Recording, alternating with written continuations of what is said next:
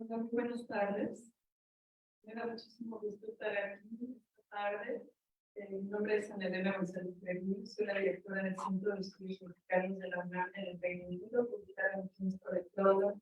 Y el día de hoy nos encontramos en un lugar muy especial, que es la Biblioteca Victoria del Borough de Westminster en Londres. Y en primer lugar, bueno, les explico que el Centro de Estudios Mexicanos procura hacer la difusión de la investigación que se realiza en México sobre los temas. Y en esta ocasión, a raíz de dos eventos anteriores que hemos realizado en época de pandemia sobre oralidad, tenemos el enorme placer de realizarlo de manera híbrida este año en colaboración con el Seminario de Investigación de Oralidad de la Universidad Nacional Autónoma de México.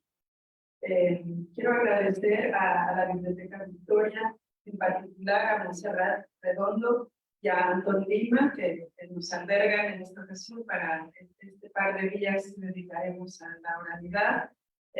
También de la UNIR quiero agradecer a Manuel Villeira y a Mateo Pineda por su intenso trabajo previo a este evento. Lo mismo que a Centro de Estudios Mexicanos en el Reino Unido, a Angélica Cruz, a Carla Chávez y a Andrea Musa. Le cedo la palabra a Mariana Macera, la doctora Mariana Macera, para que la se diga usted. Muchas gracias. Hola, buenas tardes. Es un placer estar aquí en el Centro de Estudios Mexicanos de Reino Unido, en esta biblioteca. Es un placer inaugurar este tercer seminario de Orality. En este caso, este tercer seminario es producto justamente de las anteriores discusiones. Y en este caso queremos poner justamente en evidencia estas fronteras y la trascendencia, ¿no? Se llama este tercer seminario Oralidad, Fronteras y Trascendencias, Orality, Borders and Transcendence, que es esta plática interdisciplinaria sobre la oralidad entre los ingresos y la voz. Quisiera agradecer a la Universidad Nacional Autónoma de México, a la UDIR, a la Facultad de Filosofía y Letras, y al PAPI, gracias al cual podemos realizar este proyecto que nos trae aquí.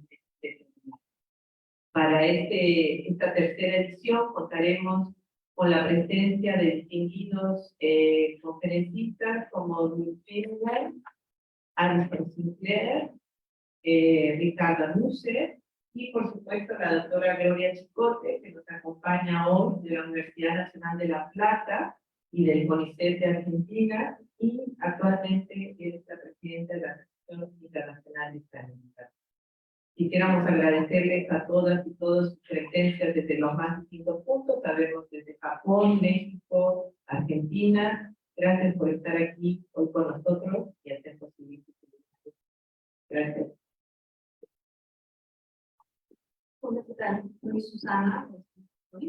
Junto con Mariana inauguramos este ciclo de encuentros, y la verdad es que es un placer tenerlo ahora en vivo y a color, por lo menos una parte de nosotros, y también a través de la pantalla, un grupo muy amplio que se ha juntado para estas jornadas. En esta ocasión lo que vamos a tener es una charla enfocada sobre todo en algunos resultados derivados de los encuentros anteriores, en voz de miembros de los grupos que integran este equipo de PAPI, del laboratorio la CIPI, que dirige Mariana Macera, de Ciencias Populares, y Poética Sonora MX, que está a mi cargo. No pueden estar todos los autores presentes, pero quienes van a estar hablando será también a nombre de todos los demás que integran el volumen, y que próximamente también esperamos poderlo compartir ya en físico y de manera digital con ustedes. Está ya en imprenta, entonces estamos muy contentas de poder celebrar eso el día de hoy, y mañana celebraremos también en esta charla con Luis Finlay y Alison Sinclair la edición al español del libro traducido poetry, poesía oral, pero bueno, de eso hablaremos más adelante. Doy la palabra entonces a Gloria Chicote. Muchísimas gracias por acompañarnos y ella nos guiará por esta charla a lo largo de varios de los textos que integran este futuro libro que esperamos que nos entiendan.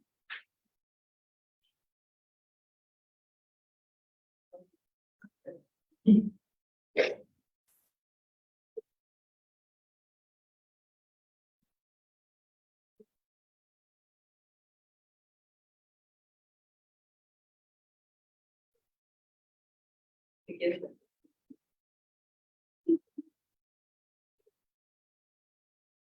Bueno, muy buenas tardes. Para mí es un placer estar aquí presente y agradezco muchísimo la invitación realizada por el grupo de la PIS y por el grupo de Poética de la Voz MX, no, Poética Sonora, perdón, MX, y por supuesto por la Casa de Estudios Mexicanos de aquí. Es, la verdad, un gran honor continuar y profundizar una discusión que ya lleva muchos años, muchas lecturas, y que creemos que cada vez estamos más conscientes del plazo y de la profundización de esa discusión sobre los caminos de la oralidad y sobre los lazos de la voz, la textualidad y la oralidad, tal como lo venimos estudiando y tal como ha sido enfocados en su primer. Bueno, en primer lugar, quiero disculparme porque estoy con un problema en la voz. Tengo una disfonía causada por estos viajes largos, viajes transatlánticos, y espero que no me traicione. Por ahora estoy muy bien, espero que no me traicione a lo largo de esta charla. Bueno, como ya han anticipado Ana Elena, Mariana y Susana, en realidad este es un tercer encuentro centrado en los temas de oralidad. Los primeros surgieron al calor de la pandemia, surgieron en momentos de aislamiento y en momentos en que todo el mundo parecía muy colapsado, estaba muy colapsado, y no le encontrábamos una razón muy fehaciente para seguir con nuestras investigaciones, porque bueno, había determinados temas trascendentales que estaban ocupando a toda la humanidad. En este momento, Mariana, Ana Elena y Susana tuvieron la excelente idea de convocarnos a un primer seminario de la para que encontráramos en estos temas de reflexión algún tipo de acompañamiento, algún tipo de cobijo frente a todo lo que estaba pasando. Y por esa razón agradezco muchísimo esa iniciativa que tuvieron ustedes. El primer seminario se tituló Orality, Archive and Sound. El segundo se tituló Orality, Memory and Resonance. Y estos dos seminarios dieron como resultado un libro que se titula Oralidades en la era digital, archivos, activaciones, memorias y resonancia. ¿Por qué es muy importante esto? Porque en realidad lo que discutimos en esos seminarios, tanto en el 2020, ahí al principio de la pandemia, como en el 2021, fue cómo podíamos conectar las teorías más profundas que se habían desarrollado a lo largo del siglo XX, desde los lejanos estudios de Pauli, Lott o Valterón, hasta los textualistas más recientes, y todo el pasaje por la literatura popular inglesa iberoamericana, que en nuestro caso nos interesaba particularmente, cómo conectábamos eso con las especulaciones teóricas de Ruth Finnegan, cómo hacíamos una conexión de todo ese mundo con lo que está sucediendo ahora en el pleno auge de la era digital. Y ahí teníamos 4 conceptos fundamentales que pusimos en discusión y que pusimos en crisis de alguna manera, y que fueron el de archivo, o sea, ¿qué lugar tiene el archivo en esa construcción de la realidad? La memoria, ¿qué lugar tiene el archivo en la construcción de la memoria? ¿Cuál es el espacio para el sonido? Y ahí hubo una ilustración perfecta entre los 2 proyectos de la UNAM, el proyecto de Poética Sonora MX y el proyecto de la PISI, porque mientras uno trataba de la oralidad relacionada con la poesía tradicional, con la poesía, su plasmación en la poesía impresa, el otro trataba de la oralidad en su manifestación directa con la sonoridad y la captación del sonido de la voz y la importancia de la musicalidad también del sonido. Entonces, ¿cómo? Conceptos de archivo, conceptos de memoria, conceptos de sonido y conceptos de resonancia estaban totalmente implicados en esa relación. ¿Y cómo estaban implicados? Bueno, fundamentalmente estaban implicados, creo yo, desde 3 perspectivas. Una perspectiva diacrónica que nos permitía que el archivo nos diera la posibilidad de la recuperación y de la memoria. Una perspectiva sincrónica que era cómo catalogábamos y cómo visualizábamos esos archivos, tuvieran el tipo de documentos que tuvieran, para ver cómo los afrontábamos, y eso en esas discusiones se puso de manifiesto que era nuestro objetivo, ver cómo catalogábamos, cómo poníamos el archivo a disposición de las investigadoras y de los investigadores.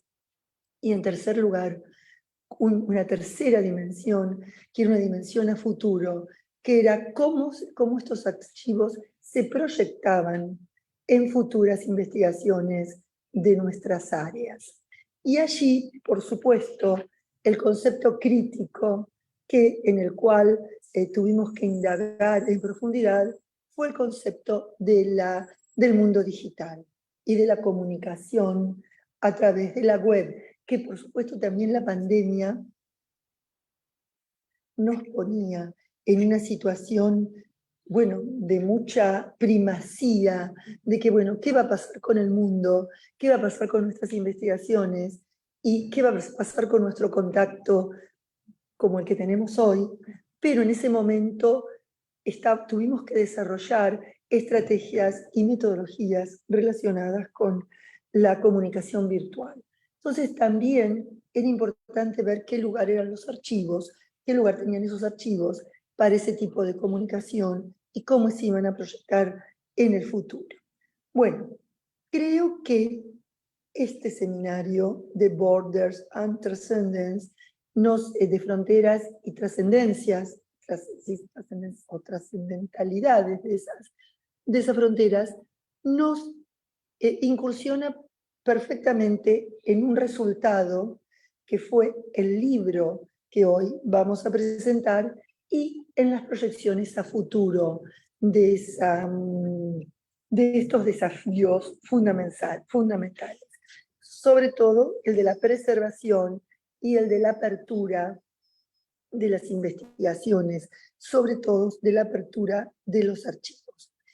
El libro, sus coordinadoras, sus editoras, Mariana y Susana, han denominado Oralidades en la Era Digital, Archivos, Activaciones, Memorias y Resonancias, que después quizás podemos ver alguna imagen, ¿no? Alguna portada. Sí. Ahora, o yo la puedo mostrar si quieren.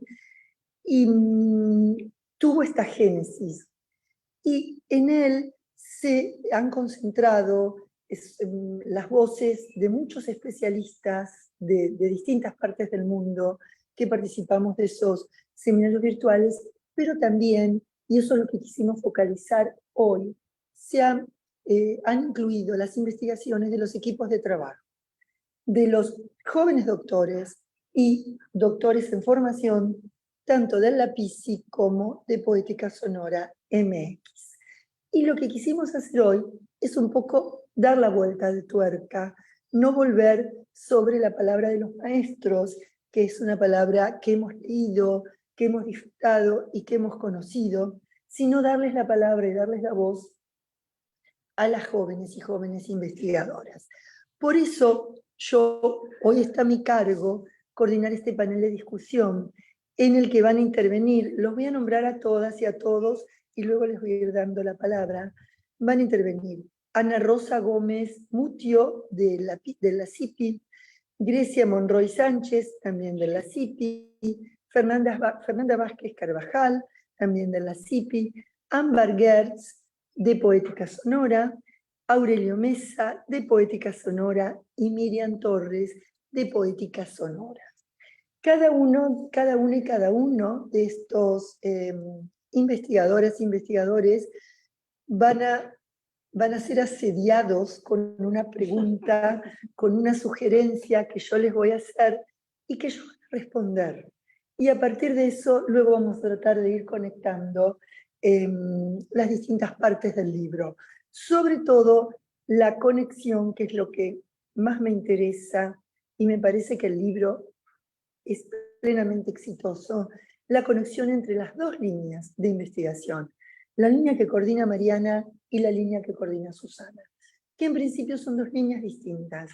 Una es sobre poesía letrada, sobre digitalización de poesía o archivo de poesía letrada contemporánea, y el otro es fundamentalmente sobre impresos populares mexicanos contemporáneos, pero en los dos se abre el tema de la oralidad, tanto la oralidad primaria como la oralidad secundaria, y me parece que este libro, tanto por las intervenciones de las maestras y de los maestros, como por la casuística, los distintos casos que desarrollaron los jóvenes investigadores, me parece que es un libro que ha logrado una profundización sobre el tema, ha logrado un estado actual de la cuestión, y por todas estas razones creo que se va a convertir en un libro de referencia para seguir los estudios sobre el área. Así que bueno, antes de dar la palabra a las y los panelistas, quiero felicitar nuevamente a las organizadoras, a las tres organizadoras de los oralities, de los tres oralities, y a las editoras del libro. Así que bueno, sin más.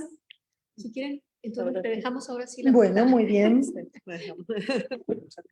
No, gracias a ustedes. Bueno, sin más, y con una audiencia que ya, una conexión que ya alcanza, ¿cuántas personas, chicas? Más de 40, ¿no? 42 tengo yo, es que personas en línea. Así que bueno, este es uno de los elementos positivos que nos ha dejado la post-pandemia, ¿no? Esta capacidad de comunicarnos all over the world, a través del mundo. Bueno, sin más entonces, quiero comenzar esta discusión dándole la palabra a Ana Rosa Gómez. Ana Rosa, y voy a comenzar hablando un poco de cómo se construye un catálogo. ¿Qué podés decirme acerca de qué función cumple la construcción del catálogo como en la CIPI en el proceso de difusión de un archivo? Porque ya sabemos, ya lo ha dicho Foucault, lo ha dicho Derrida, que el archivo se ordena en distintas visualizaciones, y una de esas visualizaciones son los catálogos. Entonces, bueno, ¿qué lugar, qué función cumple la construcción de un catálogo en el proceso de difusión de un archivo, y en qué medida ese catálogo condiciona la difusión? Bueno, voy a ser muy estricta con el tiempo, chicas y chicos. A ver, Ana Rosa, ¿qué nos podés decir sobre esto? Buenos días a todos, muchas gracias. Muchas gracias, Gloria, gracias a Mariana, a Susana por este tercer orality. Realmente creo que es muy importante No estos se temas que oye, estamos. Ana Rosa. Ujú.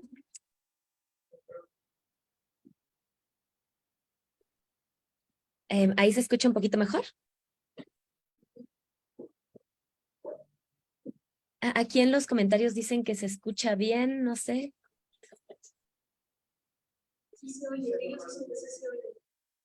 Ellos dicen que sí se escucha, pero nosotros no escuchamos. Nosotros no escuchamos. Tal vez porque es la computadora que se silenció, ¿verdad? No, la que se silenció fue esta.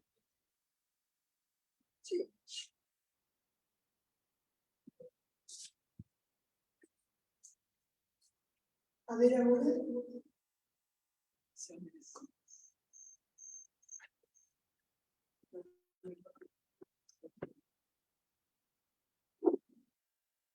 ¿Quieres que ahí se escuche un poco mejor? Porque creo que es fuera del Zoom donde está la situación. ¿Quieren que desconecte las cosas de ese motivo de contar?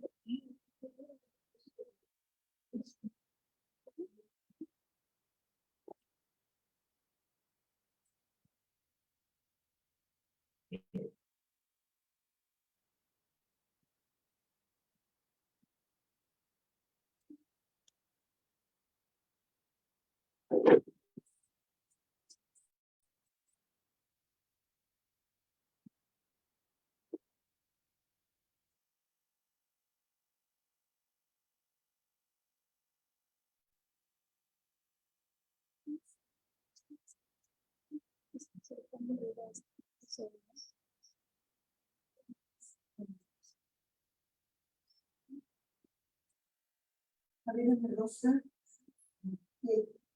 Claro, sí, claro, buenos días. Creo que ahora sí. Perfecto. Bueno, reitero el agradecimiento a Mariana, a Susana y a ti, Gloria, por este espacio. Comentaba que me parece importantísimo lo que estamos platicando. Y para contestar tu pregunta, creo que lo fundamental para nosotros al hacer esta catalogación, y es lo que abordo en el artículo, era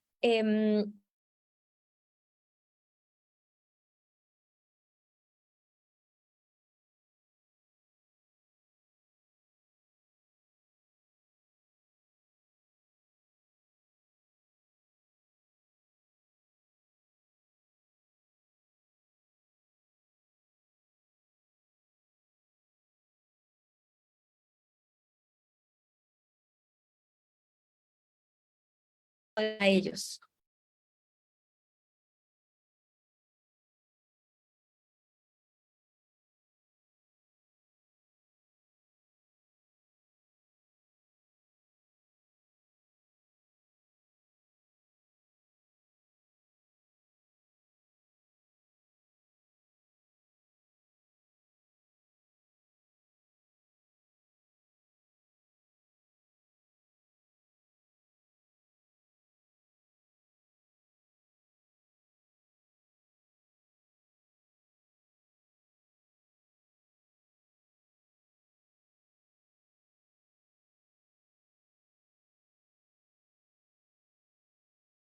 Listo, perdón, no sé qué ocurrió.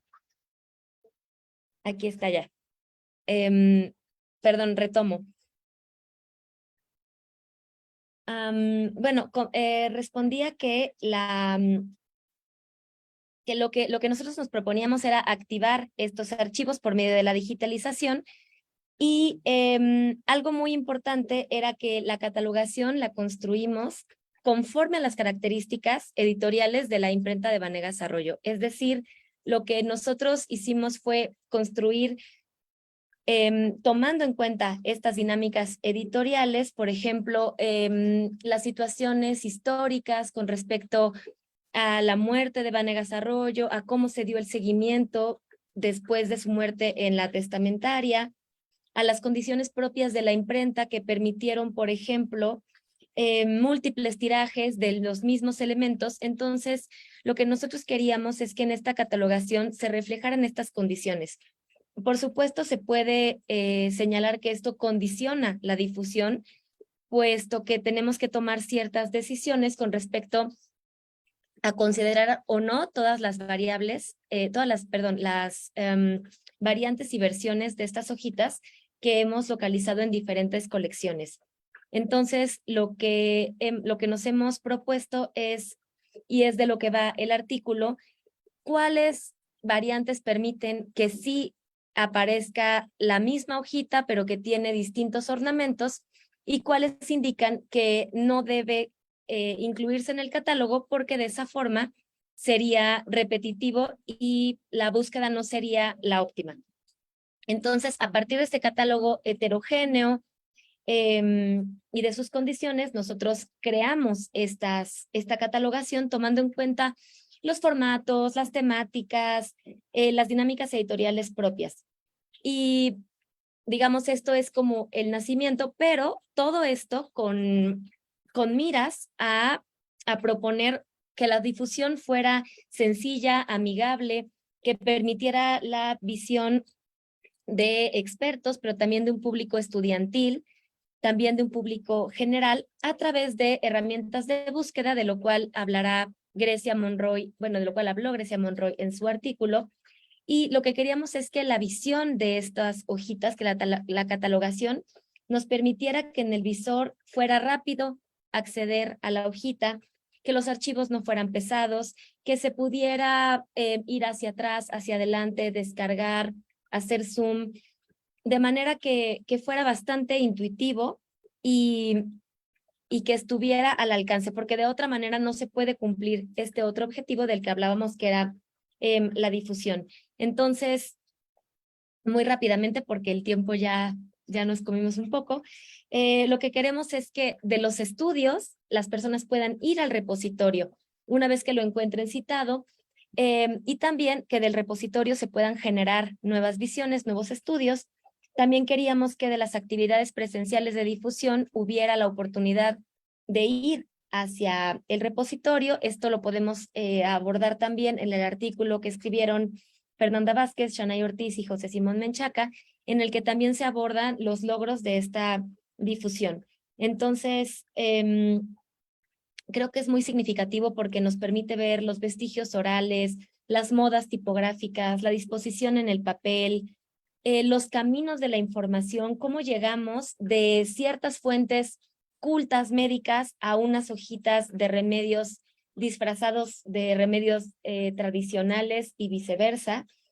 Me parece que nos permite, más allá de limitarlo, también podemos observar los cambios a través de estas variables, entender las dinámicas de producción, los intereses sociales, las cuestiones hasta de mercadotecnia.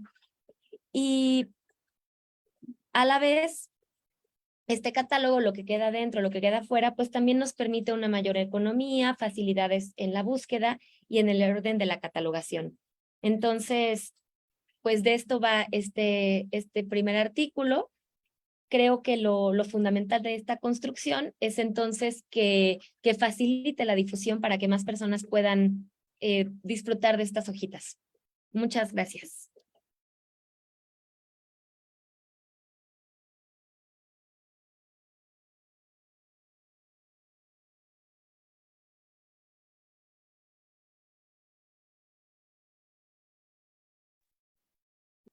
Gloria, no te escuchamos porque no tienes tu audio prendido.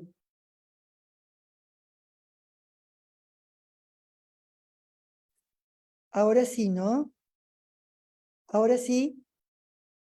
Sí. Bueno, no, gracias Ana Rosa por habernos explicado cuáles fueron las bases teóricas para la construcción del catálogo y también por incursionar en el concepto de variante, ya que es un concepto tan importante para toda la teoría de la oralidad y que, bueno, también en la fijación y en la catalogación y en la archivación de literatura popular impresa también es central.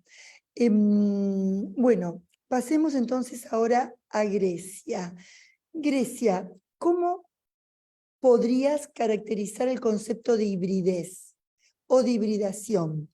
Vos en tu artículo hablás del concepto de hibridez en los impresos populares. Entonces a mí me gustaría que lo relaciones con, bueno, con esto que Walter Ong ha llamado oralidad secundaria y con las formas en que este concepto de hibridación se relacionan, aparecen en los impresos. ¿Cómo se pueden activar las características constitutivas de estos materiales impresos a partir de los actuales enfoques de estudio? ¿Qué es esto de la hibridez o hibridación a la que hace referencia? Hola, gracias Gloria y buenos días a todos los que nos acompañan en este seminario. Pues nosotros hemos trabajado el concepto de hibridez, especialmente pensándolo desde la propia composición, puesta en página o ensamblaje, como ha dicho Mariana Macera, de estos impresos, ¿no? Su propia constitución editorial que tiene repercusiones literarias. Sin embargo, no está de más pensar que el concepto de hibridez para los que estudiamos literatura y cultura latinoamericana en general tiene muchas otras resonancias precisamente, ¿no? No podemos olvidar, por ejemplo, las propias elaboraciones de teóricos como García Caccini, que es quizás uno de los que más alcances tuvo, ¿no? En donde también lo que él u otros teóricos como Antonio Cornejo Polar, con la categoría de heterogeneidad, no hibridez, sino heterogeneidad, han propuesto, tiene que ver con, por un lado, situar a la cultura en un contexto de globalización cultural, en donde se trata de trascender dicotomías como la modernidad y lo tradicional, lo culto y lo popular, lo escrito y lo oral, ¿no? Como decías, estas nociones de oralidad, trascenderlas en términos de no pensarlas como una dicotomía, sino más bien como algo híbrido, de lo cual los impresos son una muestra pues espléndida, paradigmática. También la categoría de hibridez nos puede ayudar a pensar a estos materiales justamente en este punto de tensión entre lo tradicional y lo moderno, entre el cambio y la permanencia, y en cómo en un mismo impreso, en un mismo documento, vemos la convivencia de textos de temporalidades históricamente densas, como dice Cornejo Polar, en un mismo documento. Eso que se ve también en otros ejemplos de literatura latinoamericana de autor, en los impresos es como la marca característica. Y como decía al inicio, esa hibridez, lo interesante es que en los impresos se puede ver de manera muy concreta, muy visual, muy material. Y digamos, la propuesta con la que venimos trabajando desde hace años, como mencionaba Ana Rosa, que además no es solo nuestra, es algo que creo que en los estudios literarios en general se ha dado, es la idea de que esta hibridez sí se puede ver, digamos, caso por caso, pero alcanza su plena, digamos, lo alcanzas a dimensionar en su plena, en su justa medida, cuando ves a los documentos, en especial a los impresos populares, no en unidades aisladas, sino en una serie, en las relaciones que establecen unos con otros, y más aún en las relaciones que establecen con campos culturales de su época, que además son campos culturales como el teatro, el cine, la música, por supuesto, no todas las manifestaciones de performance que se llevan a cabo con los impresos, que digamos, sí se vinculan a un tiempo histórico concreto, pero que al mismo tiempo resuenan hacia el pasado y hacia el futuro. Es decir, hay manifestaciones de los impresos que siguen estando vigentes en la actualidad. Entonces, bueno, la propuesta es que precisamente un archivo digital como el de la CIPI permite ver esta hibridez de manera más evidente, precisamente no al dejarnos ver a los impresos en relaciones unos con otros. Para eso, ya para terminar, voy a mostrarles un pequeño ejemplo, que son unas imágenes de las cuales les voy a comentar precisamente lo que me parece que es un buen ejemplo de lo que un repositorio nos permite observar. No sé si están viendo mi pantalla. Me parece que sí, son solo unas imágenes.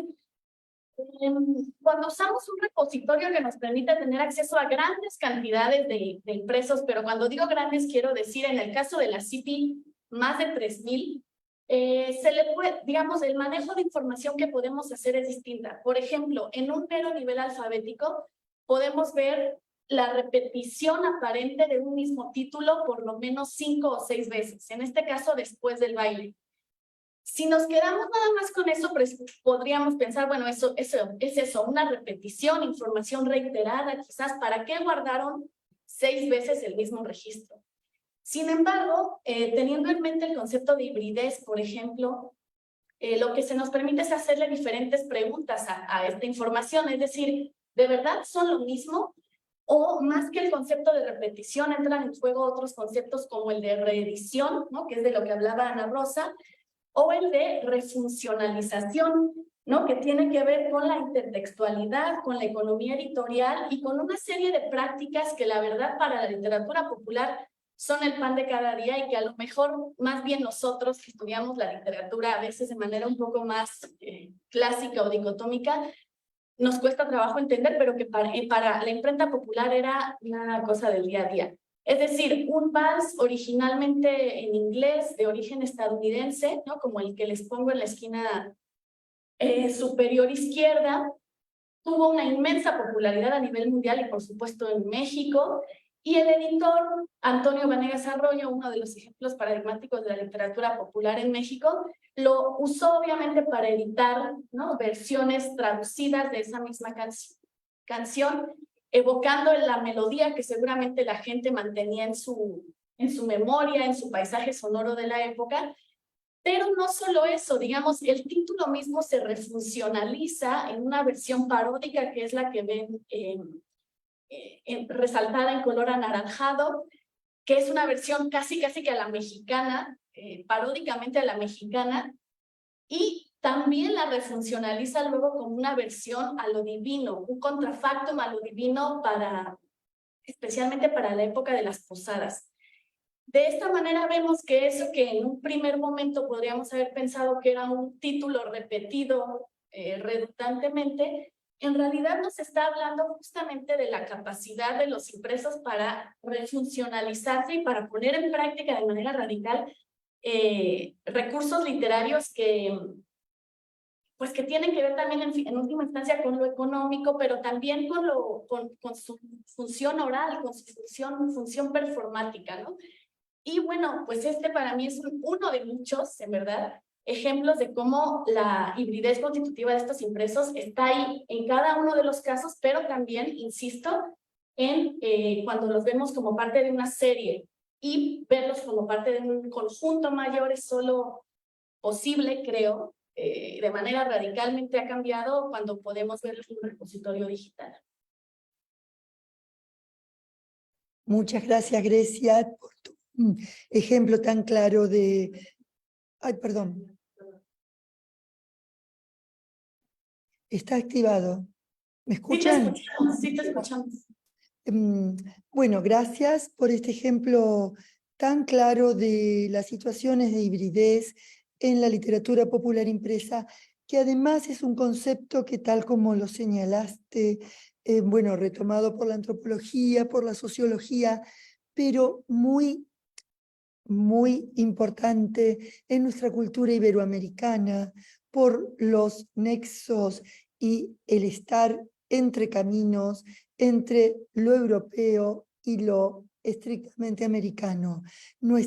Este concepto de hibridez, de hibridación, está muy presente en todas las manifestaciones de nuestra cultura iberoamericana, y vos lo relacionaste muy bien con los teóricos del decolonialismo, como Cornejo Polar, todos los decoloniales que analizan esta situación.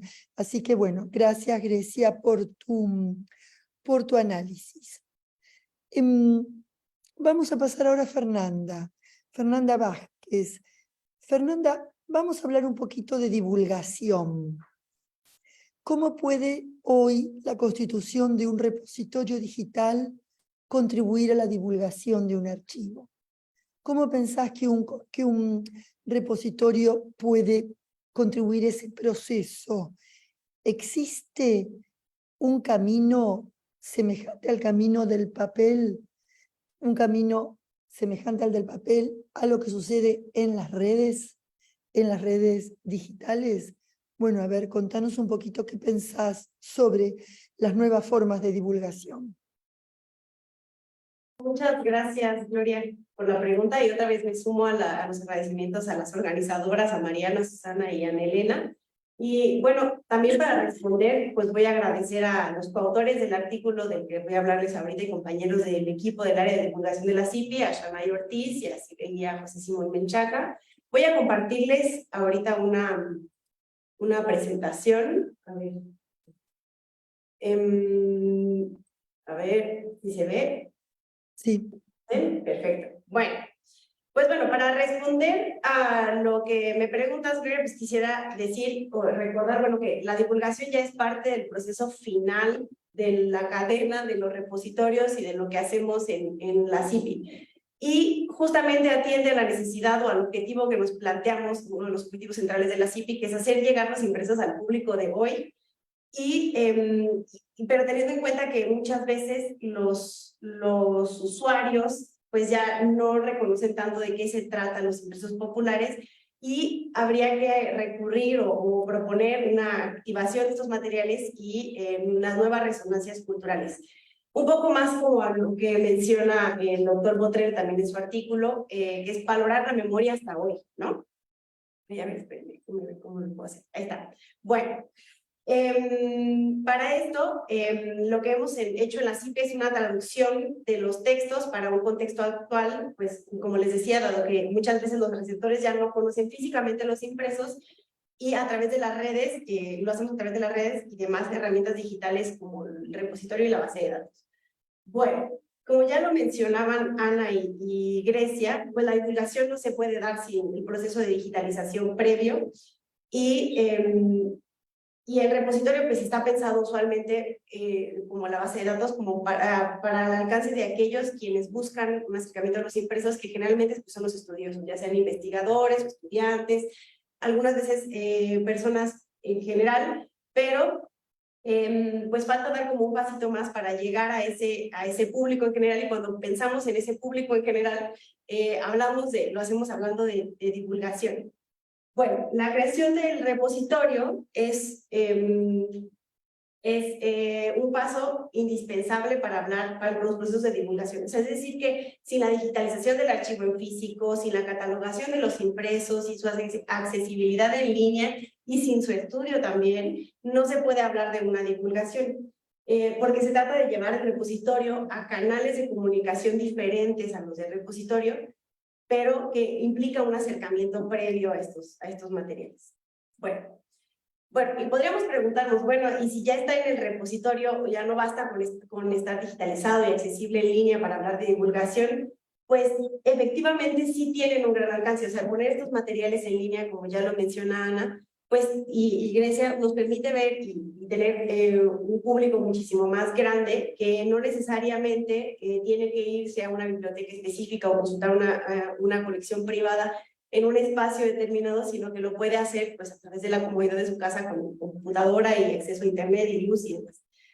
Entonces, aquí también para consultar el repositorio hay distintas condiciones físicas que se requieren, como los dispositivos, el internet y demás, pero también se necesita cierto conocimiento previo para poder buscar en el repositorio, para hacer la consulta. Entonces, porque se nos desglosan muchas herramientas, pero que si no conocemos los impresos, pues no nos significan mucho a veces, ¿no? Como por ejemplo, el formato, ya sea cuadernillo, jamonante, pliego de cordel, libro, librillo, o el contenido, qué género se trata, qué editores hay, bueno, por mencionar muchas otras, ¿no? Y esto es lo que busca, esta catalogación es justamente la que acerca la difusión, pero para la divulgación necesitamos, para ese camino de la divulgación, bueno, del registro de las redes sociales, pues tenemos que recurrir a otros medios, ¿no? A veces no solamente, bueno, de divulgación no solamente es a redes sociales, también hay eventos que no necesariamente son digitales, que conllevan la adaptación y la reapropiación de los materiales, ¿no? Y también tomar en cuenta que cuando uno habla de redes sociales como por ejemplo Facebook, YouTube y demás, no, ni son iguales ni tienen el mismo público y siempre están cambiando, entonces también tenemos que irnos adaptando a cómo va moviéndose la dinámica en esta otra parte. Bueno, ante este panorama, el equipo de divulgación de la CIPI lo que proponemos y lo que hemos hecho es una traducción intersemiótica que va del impreso a la publicación o actividad de divulgación y que se da a través de esta transformación de entre formatos en las que utilizamos diferentes estrategias como la conservación, el cambio, la exclusión o adición de elementos textuales, ¿no? Por ejemplo, del impreso anterior a este, pues ya le pusimos colores, se hizo un GIF y demás, ¿no? Se corta en la hoja y se hacen otros, se toman otros elementos para destacarlos. También, por ejemplo, en Facebook o en Instagram, se logra con la edición pues, de las imágenes, seleccionando elementos centrales de la hoja, como el grabado, que es lo que les mencionaba ahorita, algunos elementos decorativos, y manteniendo a veces el texto original, pero transcribiéndolo con tipografía de mayor legibilidad, o, bueno, también a veces se agregan los colores, objetos, o por ejemplo aquí en el pie de foto, pues elementos que nos haga referencia al Día de Muertos, y bueno, como este ejemplo, ¿no? De la hoja del gran baile de calaveras.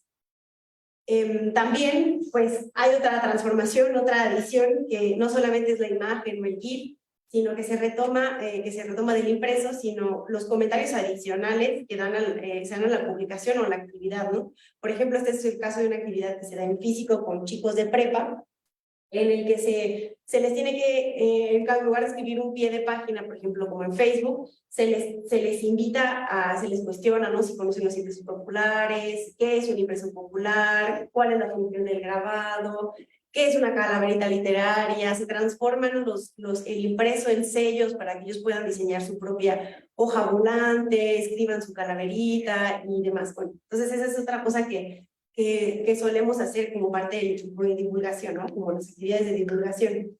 Y bueno, por último, pues retomar un poco también lo que ha mencionado Mariana en otras ocasiones también en su artículo, que se trata de retomar las transmisiones culturales y locales internacionales como para llevarlas al laboratorio y saber de qué se trata la literatura, la cultura popular impresa, cuál es el contenido que tiene, ¿no? Y también por eso en las publicaciones retomamos, no solamente hacemos como el cambio o solamente la divulgación de los impresos, sino también, por ejemplo, de textos o de estudios que se dan de los impresos, añadiéndole igual, ¿no? Imágenes, demás contenidos, alterando un poquito, pero retomando estudios que expliquen un poquito y que nos den una mirada nueva hacia esos impresos y que al público le den a entender en redes sociales de qué van las publicaciones. Y bueno, quisiera ya dejarlo hasta ahí para no excederme y pues muchas gracias. Muchas gracias, Fernanda, también por cómo nos explicaste todo, cómo piensan desde la CIPI los procesos de difusión y divulgación, los procesos, cómo llegar a diferentes públicos. Y también yo agregaría, a partir de lo que señalaste, cómo llegar desde distintas perspectivas disciplinarias, cómo llegar no solo desde los textos, no solo desde la textualidad, sino también desde la iconografía, desde el baile y desde la música. Entonces, bueno, me parece que son todos distintos abordajes complementarios que ustedes están proponiendo desde este catálogo puesto en línea. O sea, cómo el archivo contribuye cómo el archivo se constituye como consolidación de la memoria y cómo el catálogo contribuye a estos procesos de difusión.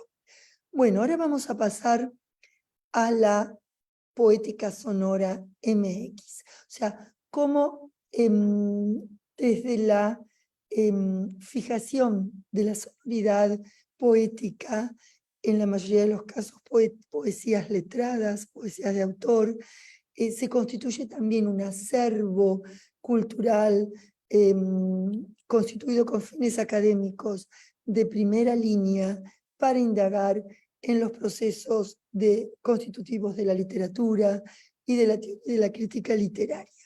Entonces, bueno, voy a comenzar por Ámbar y me gustaría preguntarle a Ámbar, ¿en qué medida la traducción, porque bueno, Ámbar, como ustedes no lo han visto, pero está a cargo de la traducción del capítulo de la conferencia que dictó Ruth Finnegan en el y de la conferencia también.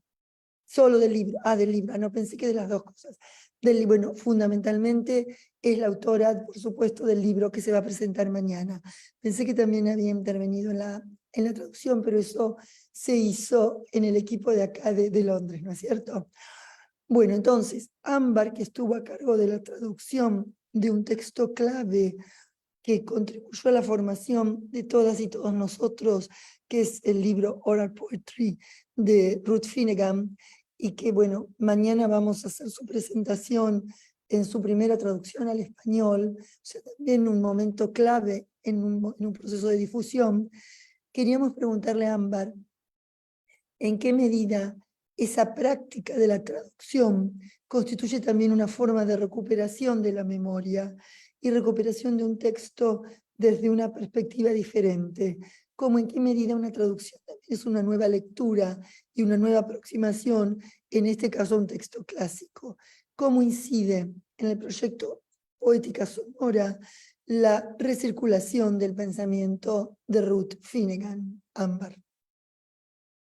Hola, ¿me escuchan, verdad? Sí.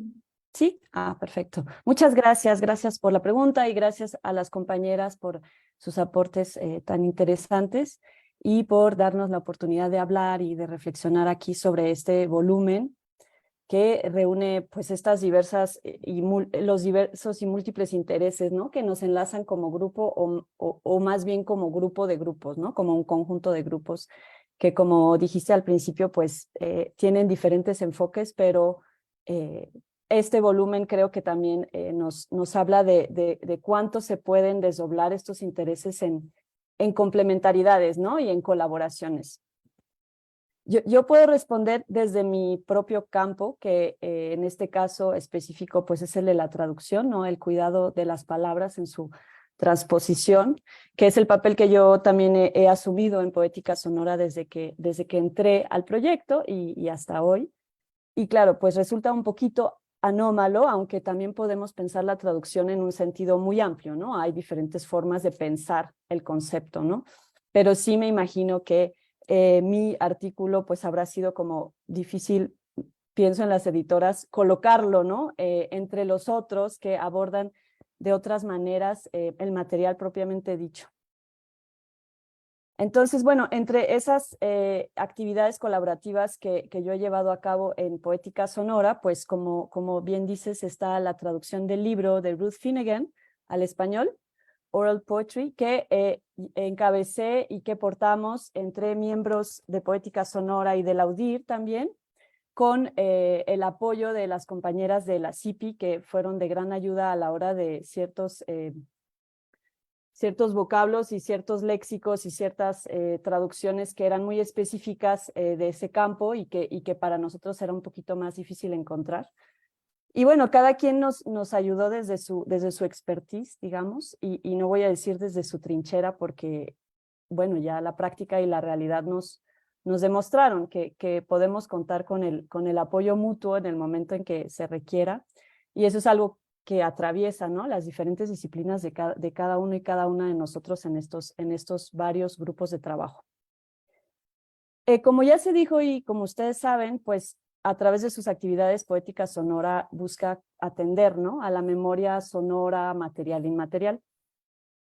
Por lo mismo, entre sus varias preocupaciones, entre las preocupaciones que animan, digamos, el proyecto, se encuentra la reflexión sobre el archivo como una forma de extensión, ¿no? De conservación, de estudio, pero también de diseminación, ¿no? Del material de escucha. Y a diferencia de repositorios hermanos, vamos a decir como el ANMO, que tiene una perspectiva pues más claramente sociológica, etnológica, la orientación y el material que resguarda el repositorio digital de audio de Poética Sonora tiende más a lo artístico experimental, ¿no? Como una forma de resguardar, pero sobre todo de dar a conocer diferentes maneras de tratar el sonido desde un enfoque o un tratamiento artístico actual, ¿no?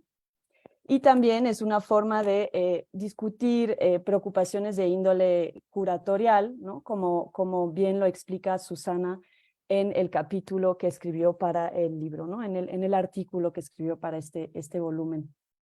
Y bueno, lo que pasó, y tal vez algunas y algunos ya lo saben, es que a raíz del coloquio de Orality en el 2020, se nos encomendó que se formara un equipo compuesto de miembros tanto de Poética Sonora como del Laudir para llevar a cabo esta traducción al español.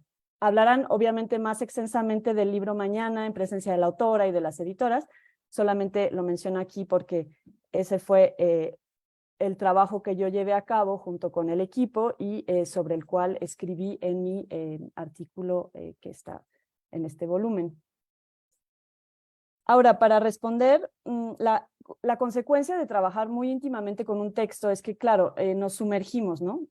En varios niveles estamos sumergidas en él, en los temas, en el material, en el contenido, pero también en la voz, ¿no? En el estilo. Nos sentimos íntimas con la voz que escribe, con Ruth Finnegan, con una Ruth Finnegan que imaginábamos también, ¿no? En el texto.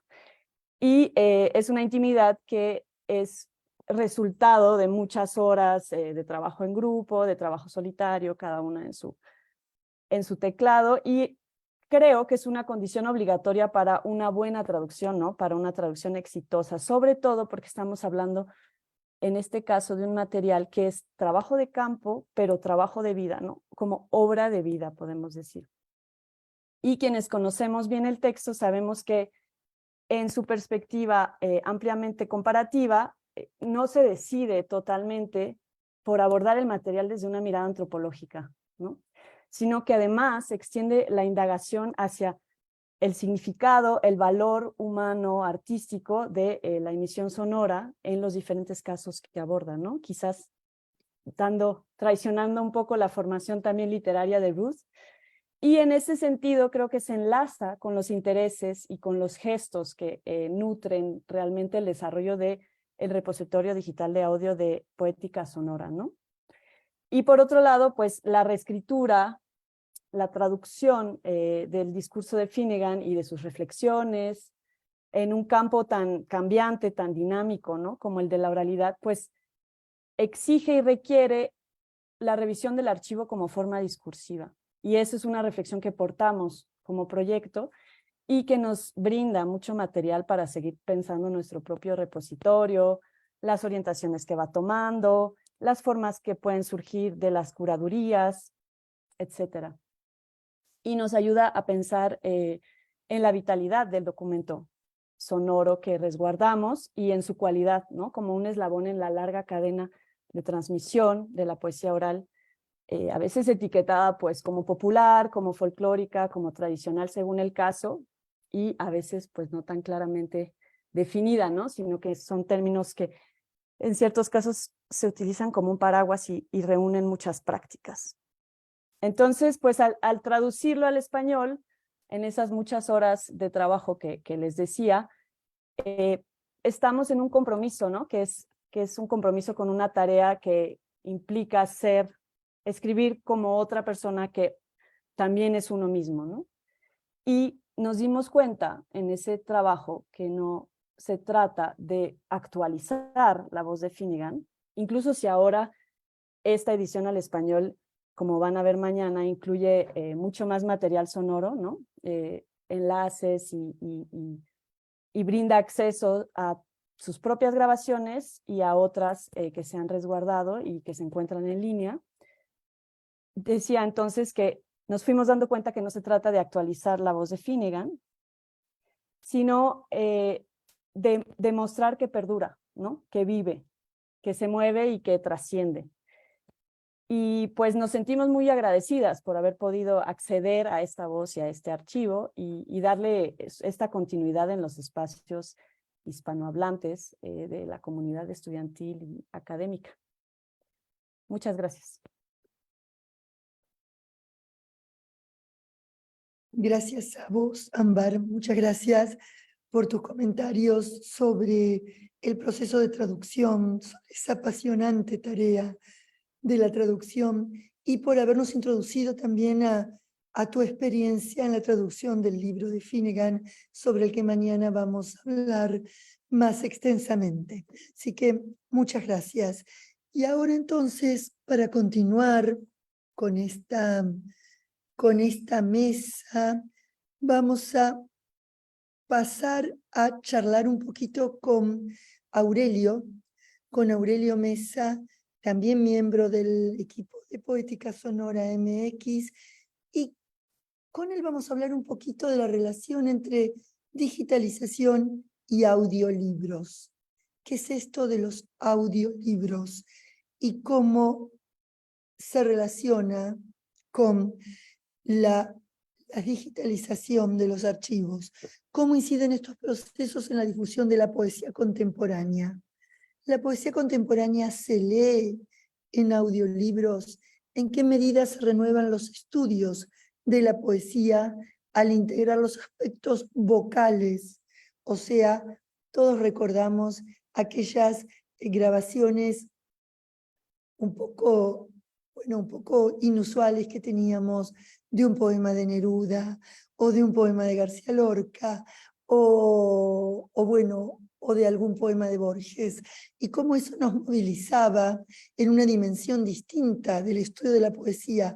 Pero bueno, para mi generación esas experiencias sonoras no eran muy habituales, eran esporádicas e inusuales. En cambio ahora lo que está proponiendo este proyecto de poética sonora es un acercamiento sistemático a la poesía desde la vocalización. Entonces, bueno, ¿cómo contribuye eso al estudio de la poesía, Aurelio? Gracias, Gloria. Gracias a Susana por invitarme, gracias a Mariana, gracias a Ana Elena.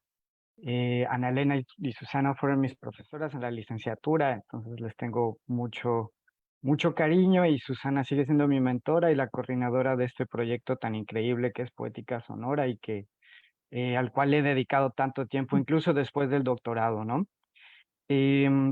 Pensando en la primera pregunta que me hiciste, Gloria, sobre digitalización y audiolibros, yo quería traer a colación una cita de un capítulo incluido en este mismo libro. Es la contribución de Perla Olivia Rodríguez, también una colaboradora muy cercana de Poética Sonora, cuyo capítulo versa justamente sobre audiolibros. Yo creo, una de las primeras aproximaciones a los audiolibros en los estudios sonoros en México.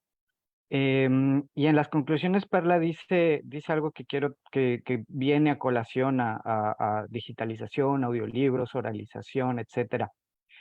Perla dice: en las primeras décadas del siglo XXI, en el marco de lo que se ha denominado la era audible, observamos el resurgimiento de la audiolectura u oralización de textos. Esta ha sido definida como el proceso de creación de significado a partir de la escucha de un texto sonoro, estructurado en un determinado formato, como por ejemplo un audiolibro digital, que a mí me interesa mucho esta idea de la oralización, de la audiolectura, la oralización de textos y la digitalización de la oralización, porque justamente el corpus en el cual baso mi investigación, que son las colecciones de Voz Viva de México y Entre Voces de la UNAM y de Fondo de Cultura Económica, tienen un lugar peculiar en la historia literaria y sonora, porque no son audiolibros per se, pero lo que estamos percibiendo es que son un poquito como los predecesores o como los primos o los hermanos mayores de los audiolibros, que es algo que también Susana constató en un capítulo que publicó recientemente en Alemania, que se llama Lecturas literarias en voz de sus autores, que es una revisión del archivo fonográfico del Instituto Iberoamericano en Alemania, el Iberoamericano Institute. Y ella constata que hay algunos de estos libros sonoros, bueno, de estos discos de poesía, concretamente un disco de Julio Cortázar, que en el 2002 se está promocionando o difundiendo como un audiolibro. Entonces, a mí esta pregunta me parece re interesante porque justamente gran parte de nuestro trabajo es ubicar a las colecciones Voz Viva de México y Entre Voces, etcétera, en el panorama crítico literario, y quizás una de esas maneras es a través de la evolución del audiolibro, ¿no? Entonces, Voz Viva de México se puede percibir ahora como audiolibro, pero yo me gusta pensarlo más como que es parte larga de la historia larga o la historia profunda del reconocimiento del audio literario como audiolibros, ¿no? Audio literario es el concepto que se utiliza aquí en Norteamérica para referirse justamente a las grabaciones en formato audio de poemas, ¿no? Que esto nos llevaría a una historia mucho más allá del audiolibro, ¿no? Nos llevaría a las primeras grabaciones de Alva Edison, con poemas de Tennyson, nos llevaría incluso a lo que ahora tenemos con Descarga Cultura, ¿no? O sea, es una historia mucho más profunda la del audio literario, precisamente está como en el corazón de esta historia, ¿no? O sea, yo quiero ver a colecciones como Voz Viva, como la colección de Sudamericana en Argentina y en Chile y en otros países de Sudamérica, Odeón, EMI, AMB, como las colecciones que son parte de la arqueología medial del audiolibro, ¿no? Quizás los antecedentes en Latinoamérica de lo que ahora conocemos como el audiolibro. Y con respecto a la segunda pregunta de que, en qué medida se renuevan los estudios de la poesía, yo quería nada más mencionar rápidamente, voy a compartir aquí la pantalla, de un fragmento de mi libro, de mi capítulo de libro, en el cual, no sé si lo tienen ahí, si lo tienen.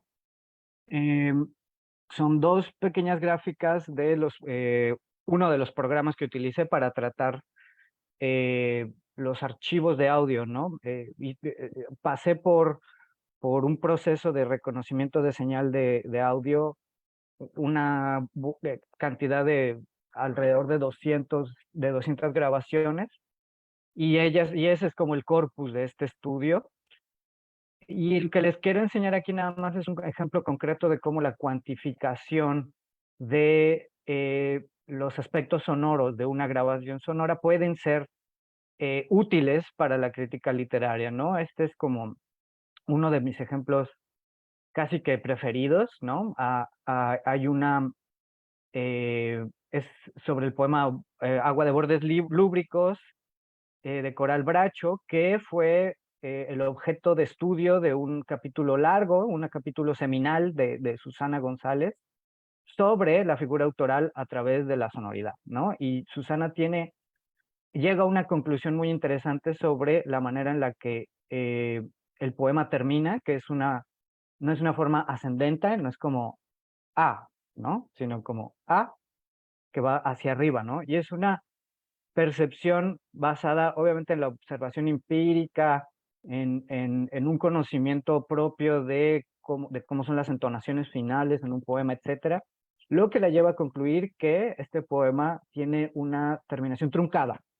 Es decir, que el último agua que se pronuncia en el poema no es una enunciación que cierra el poema, ¿no? Sino que agua, como que hay una sensación de continuidad, ¿no? Y ella trabaja en esta idea para seguir comentando cómo la lubricidad y la continuidad y la idea de dinamismo que asociamos al agua está expresada en esa última sílaba, ¿no? Que esta opinión que puede parecer como un juicio de valor quizás, lo quisimos poner a prueba con estos programas, y lo que arrojan los programas es justamente un poquito la intención de Gently Drift, los programas utilizados en general.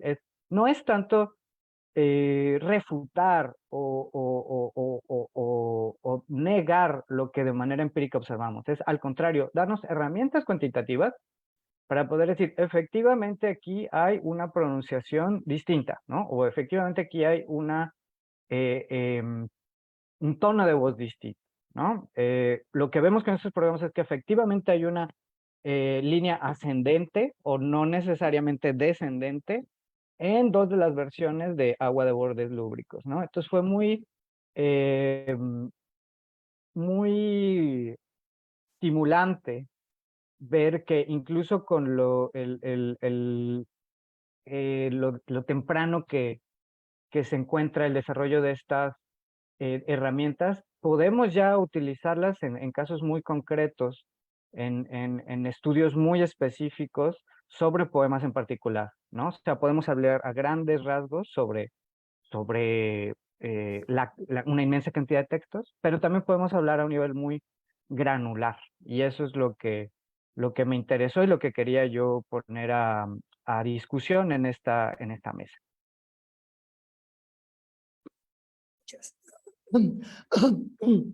Muchas gracias, Aurelio. Bueno, acá en este ámbito hay varios medievalistas y sabemos los medievalistas cómo hubiéramos deseado tener algún tipo de este tipo de registro o de este tipo de constataciones de la oralidad en la Edad Media. ¿Cuántas veces nos preguntamos cómo habría sonado el Cantar de Mio Cid o cómo se habrían cantado los poemas en el libro de Buen Amor? O sea que no me queda ninguna duda de que este tipo de registro y de este tipo de análisis puede ser, el estudio desde este enfoque puede ser revolucionario para el estudio de la poesía, de la literatura en su conjunto, porque nos da una dimensión totalmente distinta. Bueno, gracias, Aurelio. Y ahora vamos a pasar a los comentarios de Miriam Torres, también integrante del equipo de Poética Sonora, a quien le vamos a hacer una pregunta sobre Max Aub.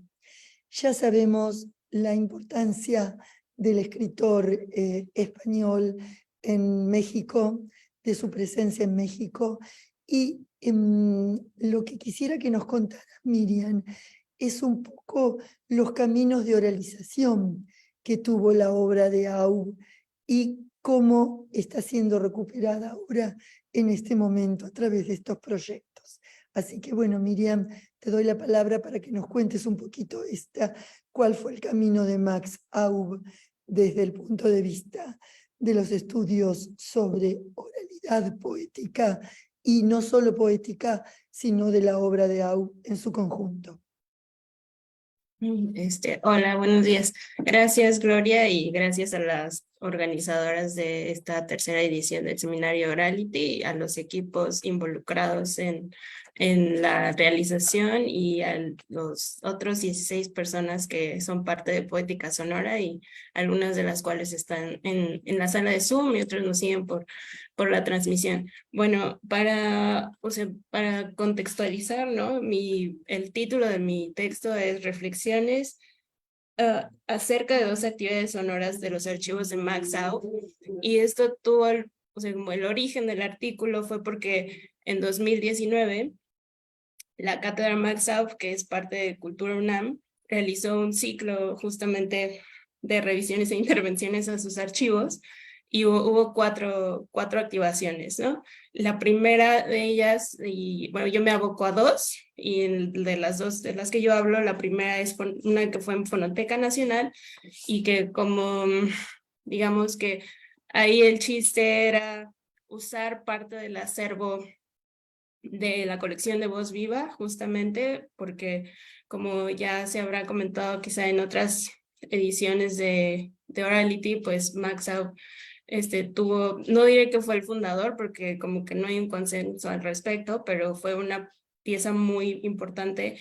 en los inicios de la colección y la impulsó, o sea, en su gestión en Radio UNAM, que fue a principios de los 60, o sea, se grabó gran parte de la colección, bueno, no toda, pero sí fue la producción como muy así como industrial, digamos, de los discos de Voz Viva. Y en esta activación en Fonoteca, pues La oralización estaba presente, o sea, en la reproducción sí de los álbumes, se reprodujo también la grabación de Max Aub de su relato de la verdadera historia de la muerte de Francisco Franco, pero ahí digamos que la oralización en realidad tuvo un papel secundario. ¿Por qué? Porque ahí el chiste de lo que hicieron, había 5 tornamesistas, ¿no? O sea, llevaban los viniles, pero, o sea, el punto era más bien reproducir los discos y más que hacer una escucha atenta de las obras, de los poemas, como identificar quién estaba hablando, qué estaba diciendo, era como la materia sonora en sí, ¿no? O sea, la voz en sí y como un objeto de manipulación, ¿no? O sea, si ustedes leen el texto y consultan el registro de esa activación, o sea, ustedes van a ver que, o sea, que el punto no era tanto de, sí, mira, es Jaime Sabines, ¿no? O es Max Aub hablando, leyendo. Era como, pues, o sea, crear un ambiente sonoro con eso.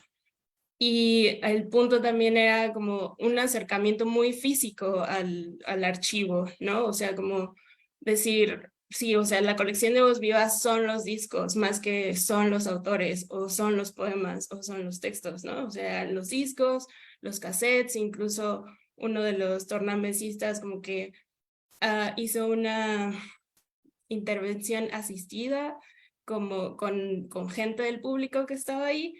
Entonces, pues sí, digamos que ahí sí la oralización no, digamos que no se le dio la luz que quizá alguien como nosotros, ¿no? O sea, como entrando así nada más, hubiera pensado que iba a suceder. Y bueno, por eso mismo, creo que vale más como enfocarnos o a propósito de la organización de la obra de Aub, otra de las activaciones de las que yo hablo fue una de Juego de Cartas, que es una novela experimental de 1964, y es experimental por su formato, porque es una baraja, tal cual, ¿no? O sea, es un juego de cartas, ¿no?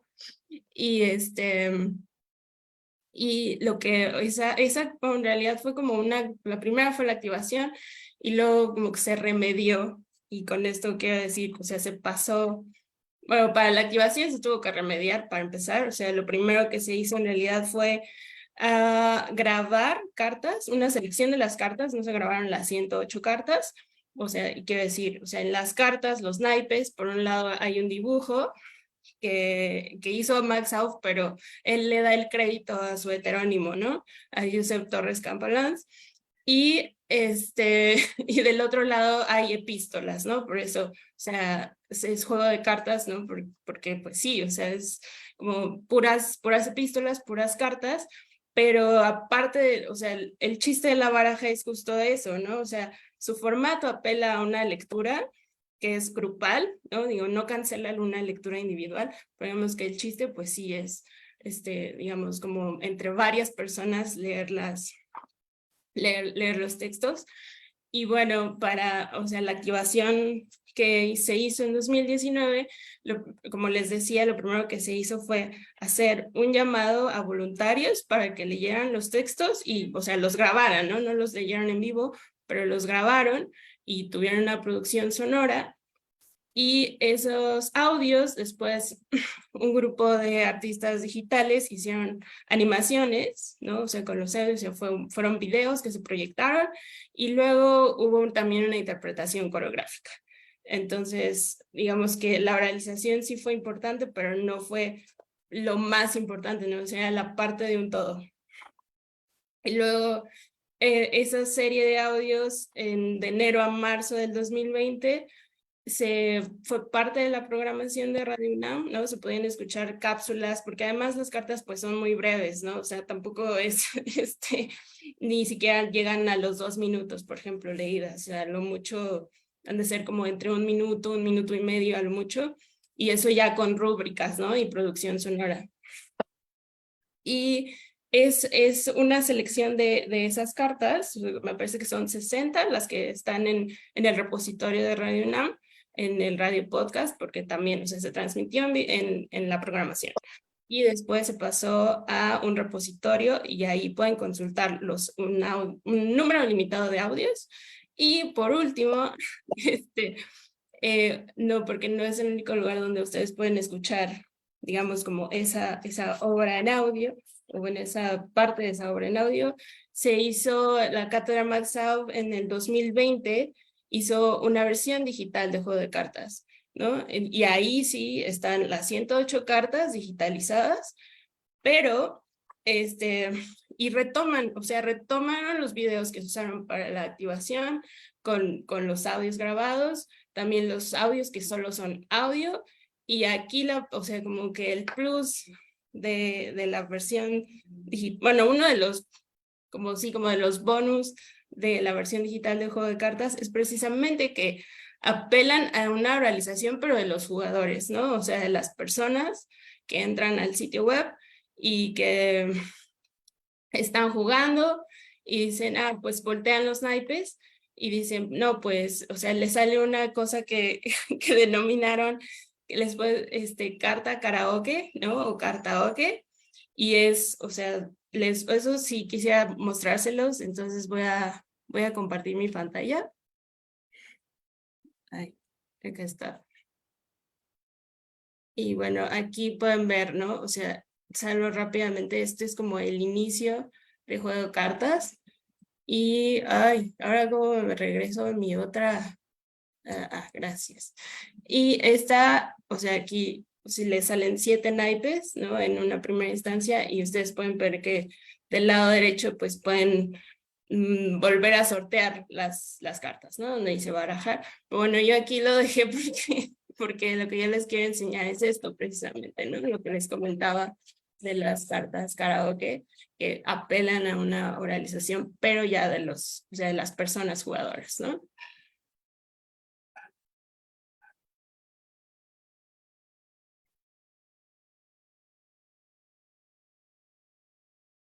No se escucha. No se escucha. Bueno.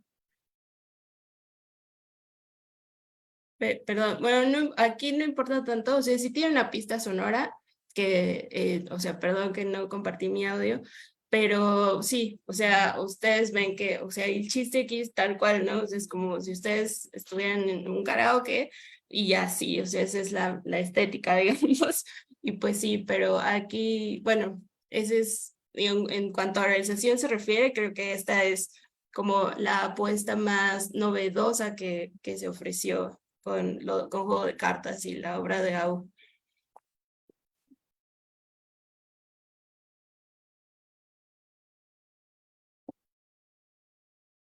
Listo, pues.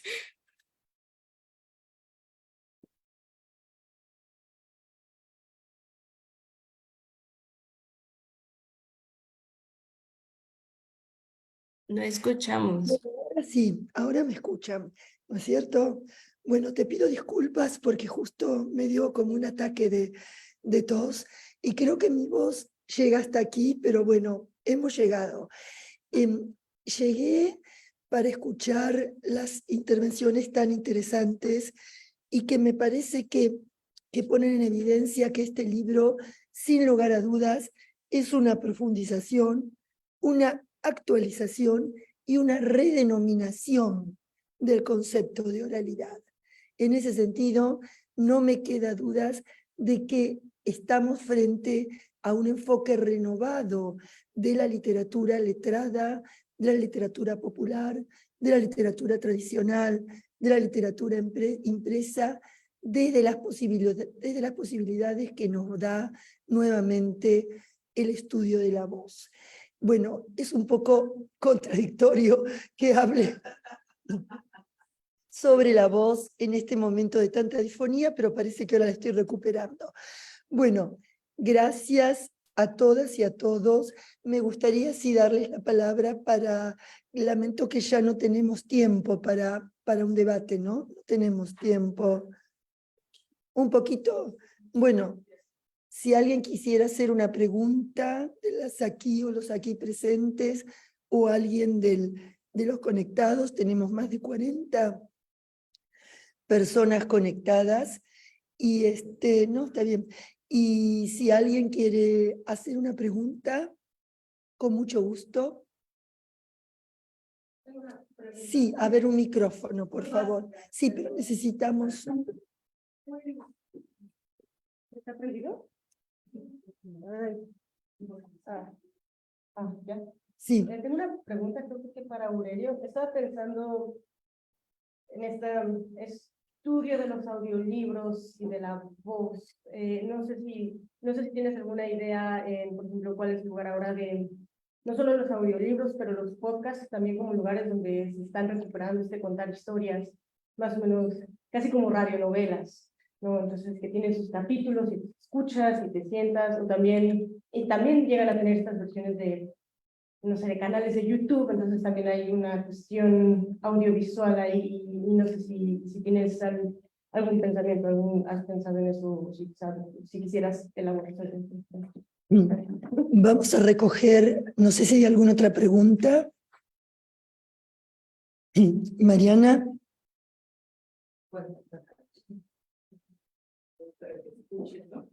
Sí.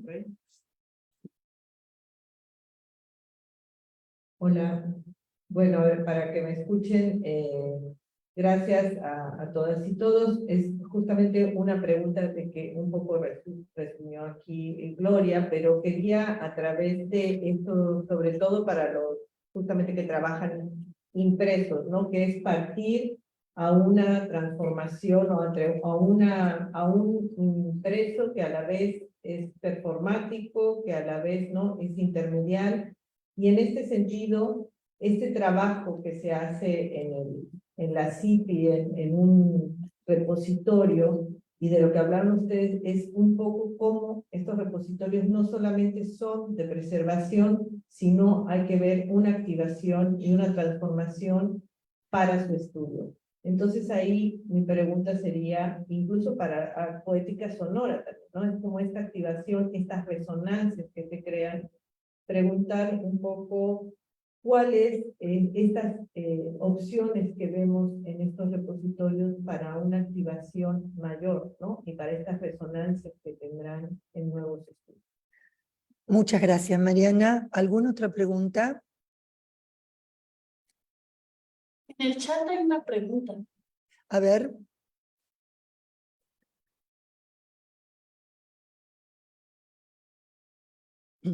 De Rodrigo. Para Aurelio, asumir Voz Viva de México como antecedente del audiolibro no es negar una serie de especificidades históricas que son importantes. Bueno, entonces, en primer lugar le vamos a dar a Aurelio, que tiene le vamos a dar la palabra a Aurelio, que tiene dos preguntas, y luego a ver quién recoge el guante de la pregunta interesante y compleja que hizo Mariana. Aurelio, entonces, primero.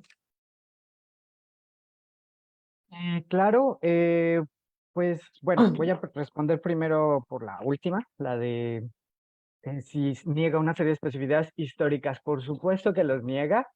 De hecho, en mi artículo como tal no hablo sobre los audiolibros. La pregunta de Gloria viene sobre todo como a hacer un diálogo con el resto de los artículos en el libro. Quien habla específicamente sobre los audiolibros es Perla Olivia. Lo que yo estaba mencionando, lo que yo menciono dentro de mi artículo es justamente que el término audioliterario nos permite ver de manera mucho más amplia todo esto. Estoy de acuerdo en que no necesariamente es el antecedente de. Por eso me pareció tan interesante constatar que Susana encontrara un disco de audio literario, algo que clasificaríamos como tal, comercializado como audiolibro, ¿no? O sea, yo lo que quisiera hacer en investigaciones posteriores es justamente problematizar ese lugar de voz viva o entre voces,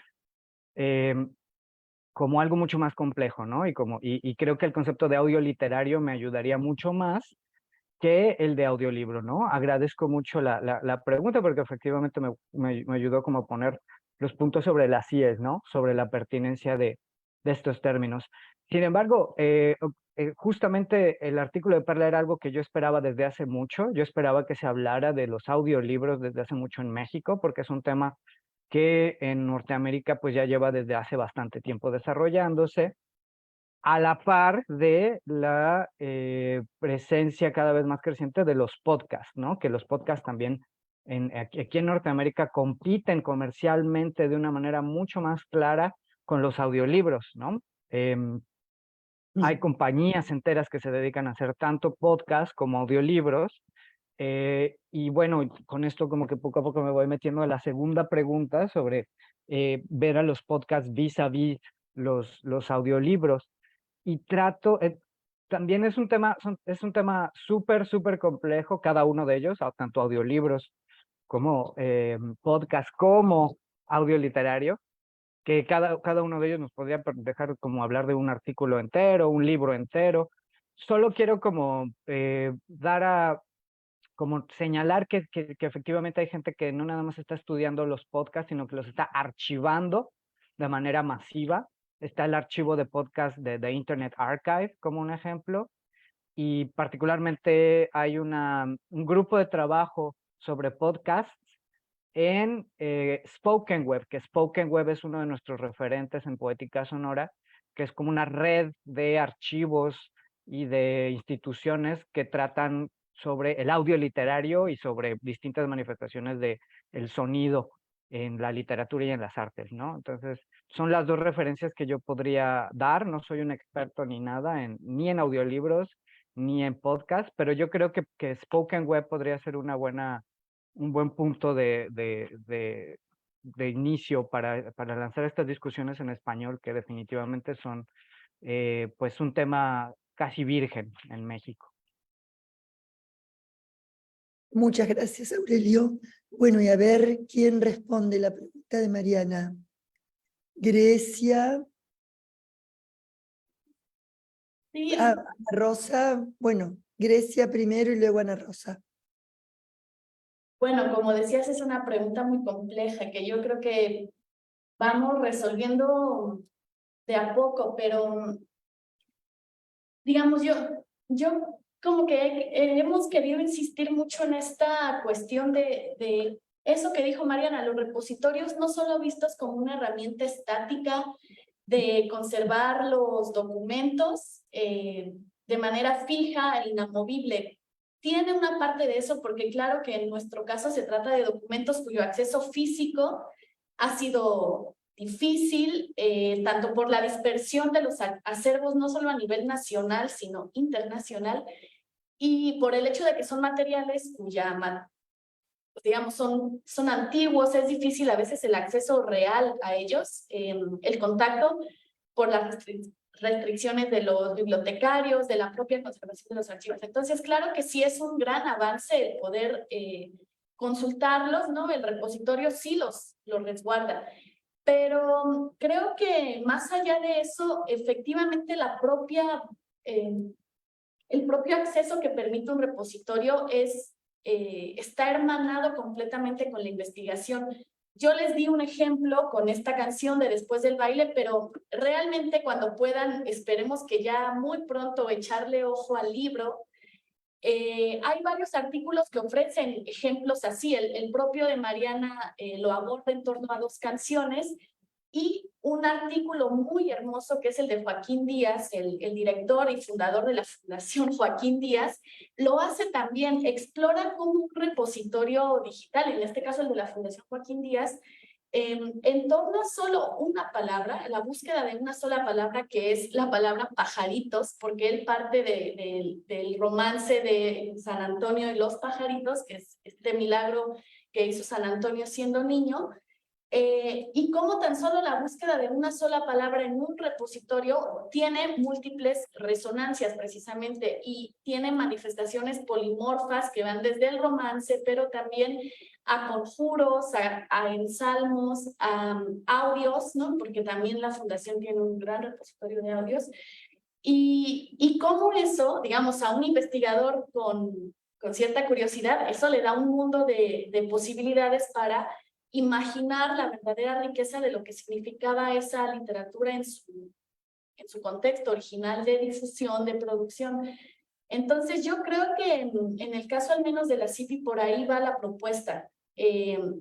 que las herramientas de búsqueda que ofrece el sitio puedan llevar a estas múltiples resonancias. Claro, ahí un poco la cuestión es saber qué preguntas hacerle al repositorio. Y sabemos que en eso tenemos a nivel técnico varias cuestiones todavía que seguir actualizando, pero estoy completamente de acuerdo en que la propuesta es desde hace varios años, no el repositorio como solo algo fijo, como un museo, sino como algo que requiere de los investigadores para ir adquiriendo nuevos sentidos.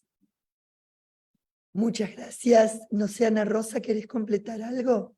Muy en paralelo con lo que señala Grecia, yo pensaba en esta pregunta de Mariana de cómo tener una mayor activación y resonancia, y pensaba que tiene que ver con ciclos positivos, a mayor número de visitas que tengan que ver con una cooperación. También podemos obtener, por ejemplo, transcripciones o estudios que partan de estos elementos de la base y entonces del repositorio, y entonces más estudios también generan más visitas, y entonces creo que se puede hacer algo muy positivo, ¿no? Y creo que sí es muy importante, y es un aspecto que Mariana siempre ha enfatizado, que es como el de la apertura, la gratuidad, la generosidad, para que estos elementos estén ahí a la disposición. Y me parece que en tanto que ya están ahí los elementos, pues uno pueda ir interviniendo también. Creo que eso es importantísimo y es una manera de ir creando más y más y más resonancias. Si entre todos vamos diciendo, bueno, he localizado esto, he observado esta otra parte, o decir, bueno, del corpus que yo utilicé, estas son las transcripciones, y eso pues le va haciendo la vida más fácil a los siguientes, ¿no? Entonces, creo que esa sería para mí la respuesta, enfocarnos en alguna, digamos que los esfuerzos también se enfoquen en, en que se haga una cooperación mayor entre los visitantes. Entonces, creo que eso sería para mí. Bueno, muchísimas gracias. Gracias a todas y a todos los participantes del panel. Creo que ha quedado muy, digamos, muy redondeada la intención de conectar estos conceptos tan nodales de nuestros estudios. Gracias a todos los participantes en nuestra modalidad virtual, gracias a todos nuestros participantes en presencia aquí en Londres. Pido una vez más disculpas porque mi voz flaqueó, pero bueno, llegó un poquito hasta el final, y le quisiera dar la palabra a Mariana y a Susana para que, bueno, para que cerraran la sesión y para que nos contaran un poquito qué vamos a hacer mañana. Gracias.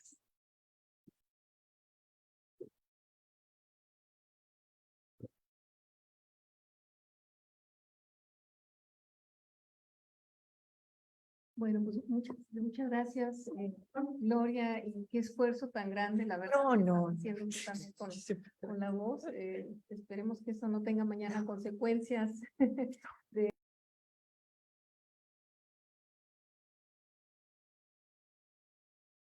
Se apagó el micrófono, Sí. Susana.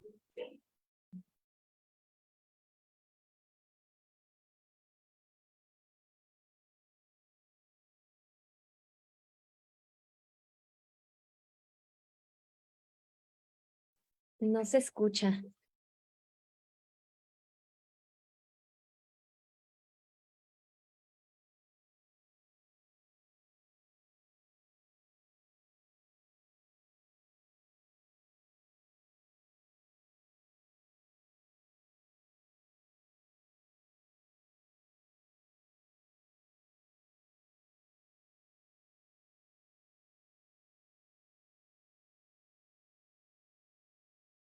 No escuchamos quienes estamos aquí en el Zoom.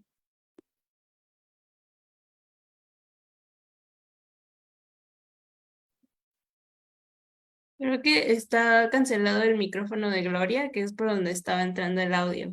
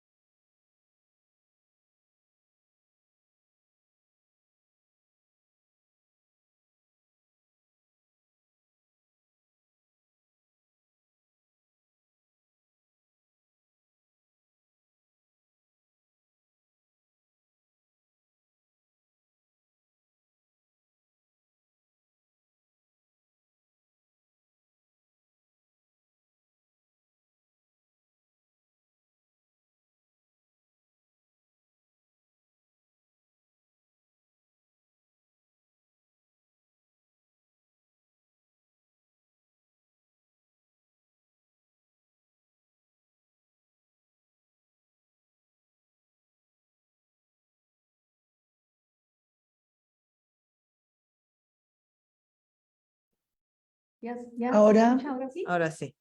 Ah, perfecto. Bueno, nada, decía que muchas gracias a todos ustedes que han participado. Este es un trabajo de muchos meses, si no es que años ya también de trabajo. Entonces, el que estemos ahora un poco precelebrando, ¿no? Algo que ustedes también esperemos que vayan a tener en sus manos es muy, muy importante. Ya se hablaba de este trabajo entre grupos, lo multidisciplinario, ¿no? Que se puede ver también en estos ejemplos que nos han compartido todos los compañeros de ambos grupos. Decía hace un momento que si bien hoy tuvimos una sesión fundamentalmente en español, también la idea es eso, estar navegando entre el español y el inglés, porque esa es parte también de esta idea de extender los límites, ¿no? Entonces, la sesión de mañana va a llevarse a cabo en inglés. Va a ser una sesión también de presentación, ya decíamos, de otro libro, y es al que hacía referencia Ámbar en esta traducción colectiva, sobre la que nada más habría que mencionar brevemente, ya ahorita paso la palabra también a Mariana, que es más que una traducción, también una remediación, una extensión de ese emblemático y pionero libro de Ruth Finnegan, Oral Poetry. ¿Por qué? Porque contiene también ya directamente el libro los enlaces a los ejemplos que ella grabó, ¿no? Entonces ya no es que uno tenga que irlos a buscar. Además, bueno, hay otros elementos de los que hablará Mariana, que también contiene el libro, que no están en ninguna de las ediciones originales en inglés, ¿no? Entonces, eso también hay que decirlo. Y bueno, sí, también agradecer otra vez a los participantes que están aquí presentes y a los que se han conectado por estas intervenciones. Y mañana, bueno, seguiríamos. Mariana. Bueno, ¿se escucha? Sí. Bueno, exacto, agradecer a todas y todos por esta discusión. Este libro de oralidad es el que se presentó hoy, está también Joaquín Díaz, Jean-François Botrel, Luis Díaz Viana, Gloria Chicote, Miguel García, muchos, no digo todos los estudiantes, Grecia, Ana Rosa, los que han participado hoy también son participantes, además Cassandra y Jorge. En fin, es una labor de equipo que ha sido justamente esta reflexión y que queremos continuar con esta reflexión. Y el punto de partida en realidad son Oral Poetry de Ruth Finnegan significó un punto importante y definitorio para todos, y en este caso, viendo a Barry, nos acordamos de Alan Deyerman, porque fue justo en los estudios con él, cuando empezaba hace muchos años en Londres, quien me guió, ¿no? a encontrar el libro de Ruth Finnegan, y ha sido una piedra fundamental para estudios que se llevan después, no solo de la Edad Media, sino, como decía Gloria, que llegan a estudios, ¿no? Como lo que estamos haciendo ahora, ¿no? Encontrando, ¿no? dos líneas que podrían parecer que se bifurcan, pero se encuentran, ¿no? Se encuentran después. Así que poesía oral, traducir al español oral poetry, también en un esfuerzo colectivo, como ha señalado Ámbar, es también una apuesta, ¿no? Una apuesta de muchas voces, una polifonía, que en realidad también es la escucha que hace Ruth Finnegan sobre tantas tradiciones, y que en aquel entonces pues fue muy revelador. Y llevarlo a español es también abrirlo a toda una serie, ¿no? de países y otras tradiciones que están esperando. Y este libro pues tendrá esta apuesta. Mañana hablarán las otras editoras, Claudia Carranza, Berenice Granados, y también tendremos, por supuesto, este muy rico conversatorio con Ruth Finnegan y Alison Sinclair, que esperamos, pues, justamente este punto es también un detonador, es el principio, ¿no? Pero también es una invitación a seguir hablando entre todos, ¿no? Como decía Ruth en su introducción, también es continuar, ¿no? Será la voz, ¿no? Es el sonido, que es lo que estamos ahí escuchando y recordando también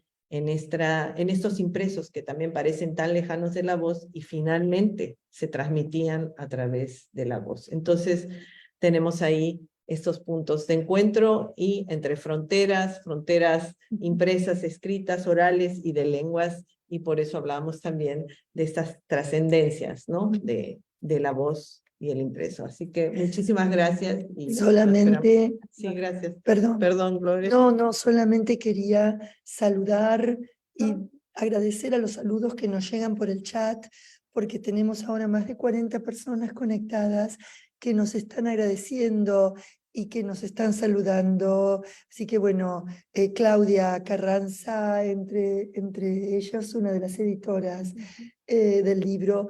Gracias a todos y todas por sus saludos. Gracias.